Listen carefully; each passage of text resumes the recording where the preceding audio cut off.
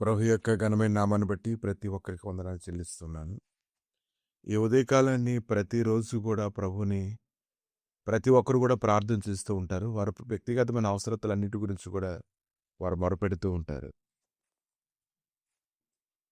యాకోబు రాసిన పత్రిక 1వ అధ్యాయం 5వ వచనం. మీలో ఎవరికైనా జ్ఞానం కొదువుగా ఉన్న ఎట్లా అతని దేవుణ్ణి అడగవలెను. అప్పుడు అతనికి అనుగ్రహించబడును. ఆయన ఎవరిని గద్దింపక అందరికీ ధారాళంగా దయచేయవాడు. కనుక ఈరోజు జ్ఞానం గురించి దేవుని దగ్గర అడగాలి.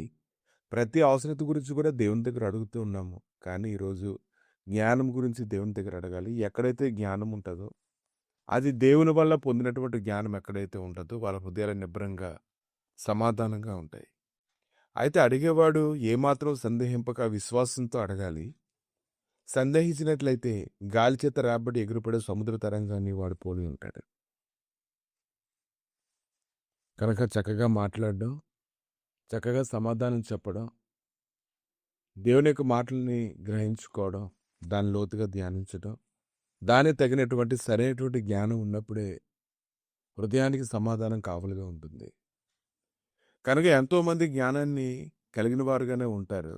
అదంతా భూ సంబంధమైనదిగానే ఉంటుంది తప్ప పరసంబంధమైనటువంటి జ్ఞానం ఎక్కడైతే ఉంటుందో ఆ జ్ఞానాన్ని బట్టి ప్రతి విషయంలో కూడా ఆశీర్వదించబడినటువంటి స్థితిలోనే కాదు, కానీ నిబ్బరం కలిగి జీవించడానికి, నిత్యము సమాధానం కలిగి ఉండడానికి, ప్రతి పరిస్థితుల్లో కూడా ధైర్యం తెచ్చుకొని ముందు కొనసాగడానికి జ్ఞానం అనేది కృపణిస్తూ ఉంటుంది. కనుక యెహోవా ధర్మశాస్త్రం దానగించుచు దాన్ని దివారాత్రము ధ్యానించేవాడు ధన్యుడు. అది నీటి కాలంలో ఎవరు నాటబడినదే ఆకు వాడక తన కాలమందు ఫలమిచ్చే చెట్టు వల్ల ఉండనటువంటి మాట గురించి ఆలోచన చేసినప్పుడు పరిశుద్ధ గ్రంథాన్ని చదువుకుంటూ వెళ్ళిపోవడానికి కొరకు మాత్రమే కాదు, కానీ సరైనటువంటి జ్ఞానంతో అర్థం చేసుకునేటువంటి స్థితి ప్రతి ఒక్కరిలో కూడా ఉండాలి. కనుక ఈరోజు నీ ప్రతి అవసరత గురించి దేవుని దగ్గర అడగడం మాత్రమే కాదు, నీకు శాంతి సమాధానం కలుగునట్లుగా, బలం పొందినట్లుగా ఈరోజు నీ కొదువుగా ఉన్నటువంటి జ్ఞానాన్ని దేవుని దగ్గర నువ్వు అడగాలి. లేఖనాలు నీకు అర్థం కాకపోతే అడగాలి. లేఖనాలు ఎలా ధ్యానించాలో తెలియకపోతే అడగాలి. లేఖనాలు ఎలా ఉపయోగించుకోవాలో దేవుని దగ్గర నువ్వు అడగాలి. అలా అడిగినప్పుడు ఆయన ఎవరిని గద్దింపక అందరికీ ధారాళంగా దయచేవాడు. కనుక దేవుని మాటలు ఎరగాలంటే దేవుని ఆత్మ మనలో ఉండాలి. కనుక దైవ సన్నిధిలో ఈ దినాన్ని ఎవరైతే కనిపెట్టుకుని ఉంటారో దేవుడే వారికి పరిపూర్ణమైనటువంటి జ్ఞానం అనుగ్రహించి అన్ని విషయంలో సమాధానం కలుగజేసి వారిని స్థిరపరుస్తారు.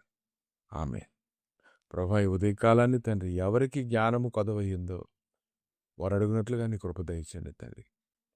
దేవ వారు అడుగుచుండగానే తండ్రి నాయన నీ సన్నిధిలో ఎలా నడుచుకోవాలో మీరు నేర్పించి అన్ని విషయములలో నాయన జ్ఞానం అనుగ్రహించి నీ సమాధానంతో నింపమని ప్రభా వెతికేవారికి నువ్వు దొరికేవాడు నాయన, తట్టేవారికి నాయన నువ్వు తీసేవాడు తండ్రి. ప్రభా నీ అదుకొచ్చేవాడిని అంత మాత్రం త్రోసివేవాడు కావు కనుక ప్రభా నీ గొప్ప కృపలతో వారిని ఆవరింపజేసి నీ మహిమ సన్నిధిలో తోడుగా ఉంచి మీరే మహిమ ఘనత ప్రభావాలు పొందమని యేసుక్రీస్తు నామములు అడిగి వేడుకుంటున్నాము తండ్రి. ఆమె